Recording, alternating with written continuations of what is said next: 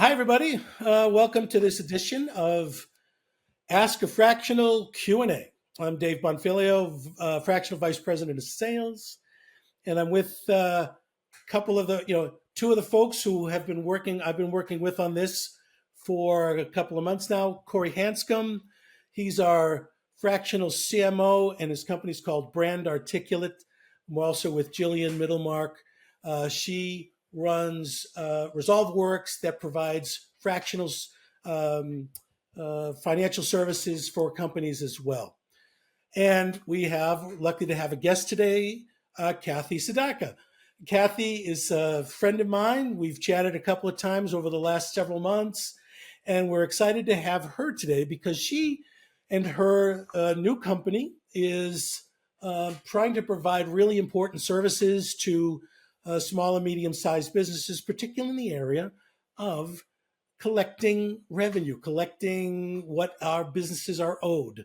This is obviously can be a really important part of business's success. So, Cathy, thank you for being here. Thanks for joining us in this podcast.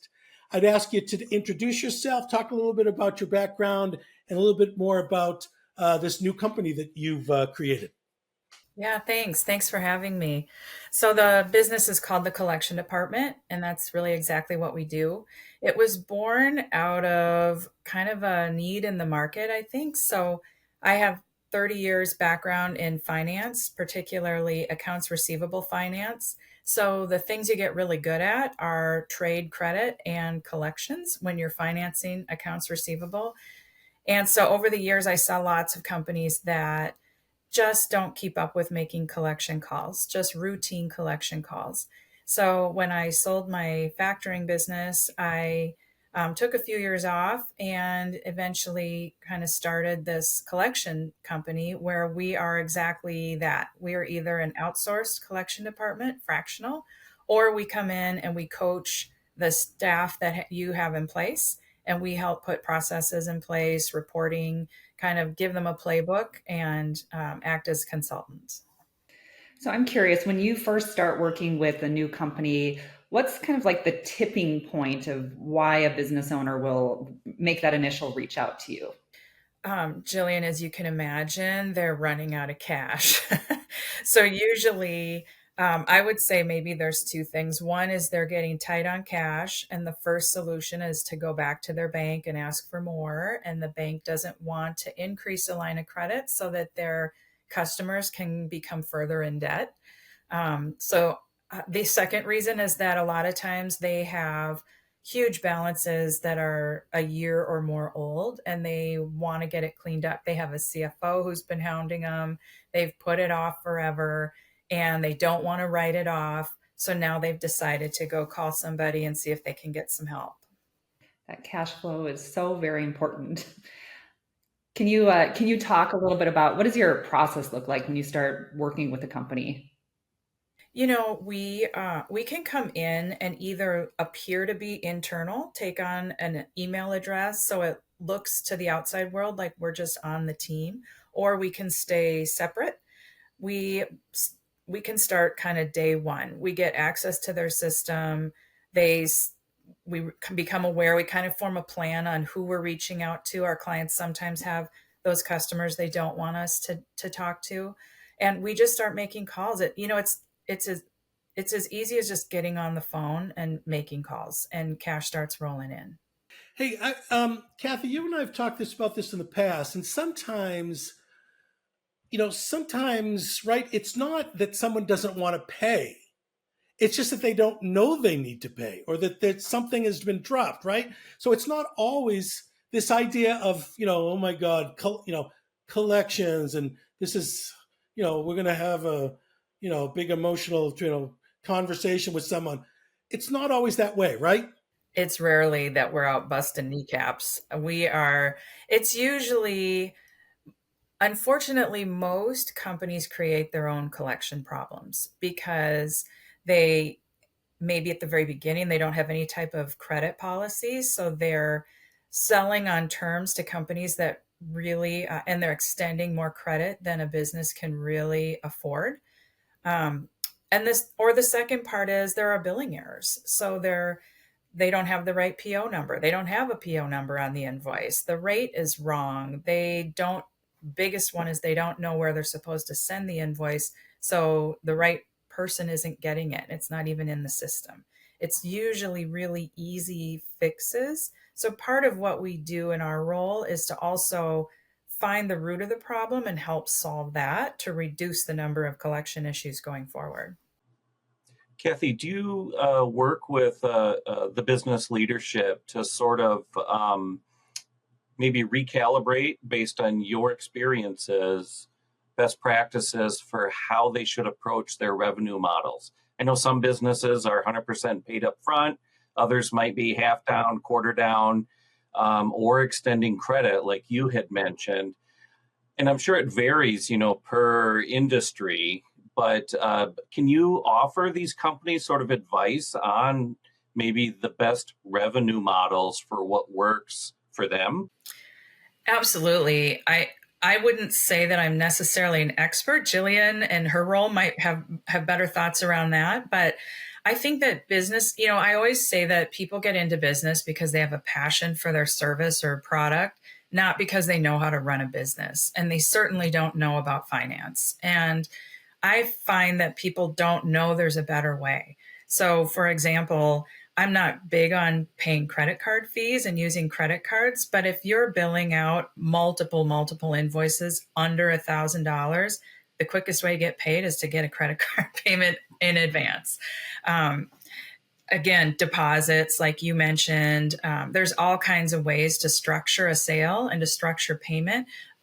A lot of that comes into play with credit. If you have a company that's hasn't been around very long, they don't have the kind of credit limit with any other vendor that you're looking at extending to them, maybe look at some other options. So we certainly will provide some advice where we see it.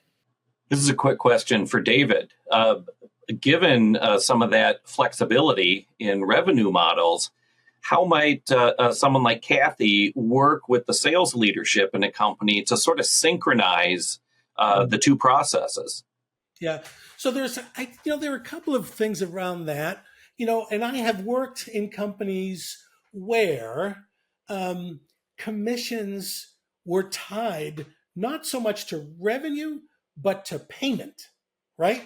So, um, so you might get sometimes you don't get your payment, you don't get your commission until it gets paid. Sometimes you get that commission gets pulled back after 90 days if that hasn't been collected yet.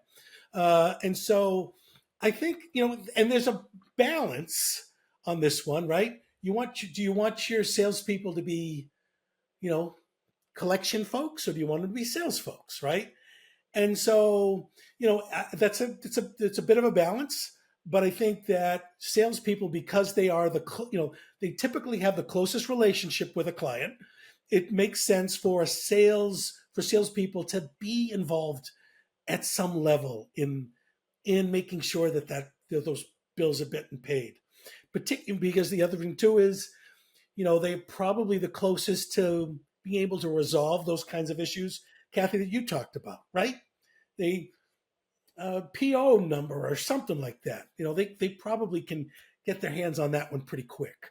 So I think that the sales people, the sales folks, can be connected to this process. I mean, Kathy, would you agree? That we should be able to do that anyway. Yeah, absolutely. The salespeople are the ones making the deal, right? And so a sale is really a promise between two parties. One promises to deliver a product or service, the other promises to pay for it. And so one thing, for example, is that sales needs to communicate the terms of the sale to whomever is doing the billing. They're not usually the ones creating the invoice, and so there's oftentimes lack of communication that happens in that piece of it. I think also, when it comes to terms, that's a bigger problem that I see. Is sometimes sales will kind of give away the farm when it comes to whether it's net 30, net 60, net 90, because they don't care, and to them it doesn't change the price.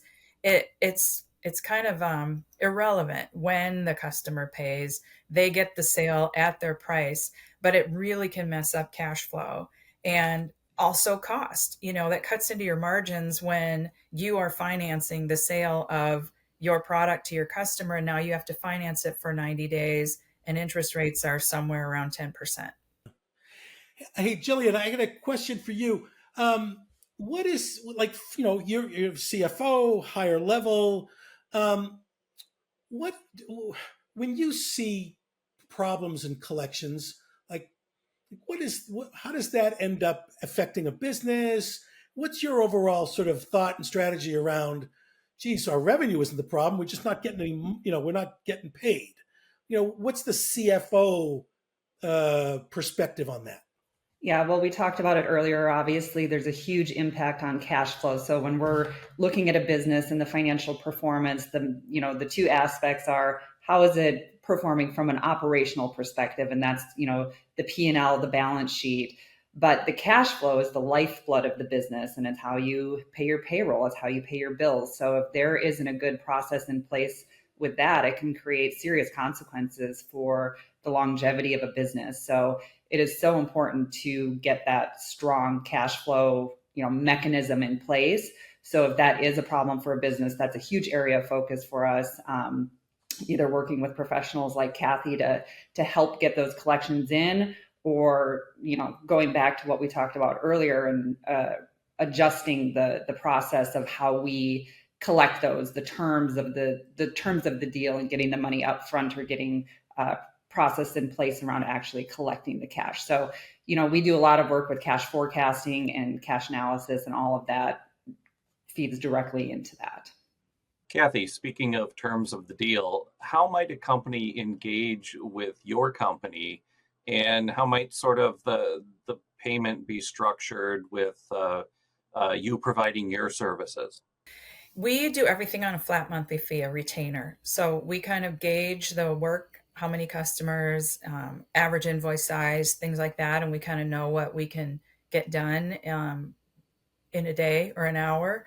And we'll quote a flat monthly rate. So I like the no surprise aspect of that. I don't like hourly billing because I don't want to track it, but also I don't like surprises, right? So one month you wind up with a huge bill because you didn't know I spent all kinds of time on something. Instead, we just have a flat monthly retainer. So we get paid for the work we do, but we're not taking a percentage. Most collection agencies take a percentage of what they collect. I like to tell people that there's a reason you get free drinks in Vegas, because they know that it's a good deal to keep you there gambling, right? And there's a reason collection agencies opt to work on a percentage, because there's way better money in that. And I don't believe in taking my clients' money. I want to get paid well for what I do.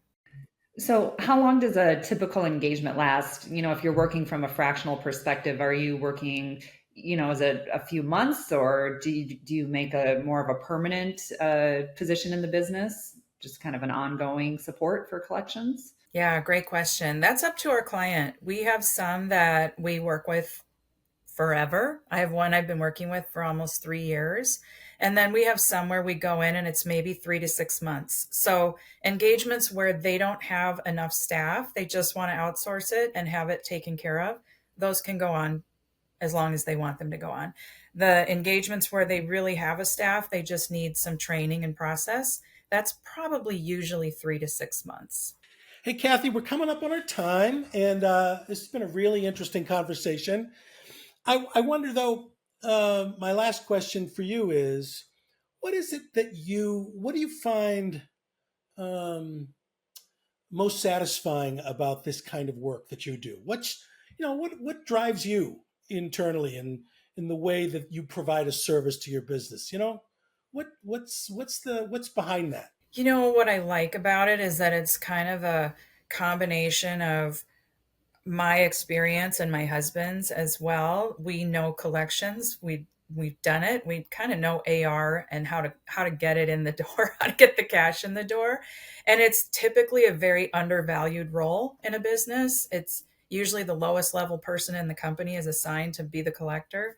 And people don't want to do it, right? So it's not a very enticing role. but it's so important. Like Jillian mentioned, cash flow is everything. And you can have great revenue, growing sales, but if you can't collect it, it doesn't matter. So I kind of like the convergence of all three of those things. And it it's awesome when you see it work and suddenly cash is flowing and people can sleep again. Business owners can sleep because they know they've got cash coming in. Well, Cathy, we're at our time here. Thanks for helping us out and joining in this Ask a Fractional Q&A. Good luck with the collection department. Obviously, you're providing a very important service to a lot of businesses who could use the cash. So best of luck to you in the future. Thank you to the team, and we look forward to our next get together. Thank you for watching. Have a great day, everybody.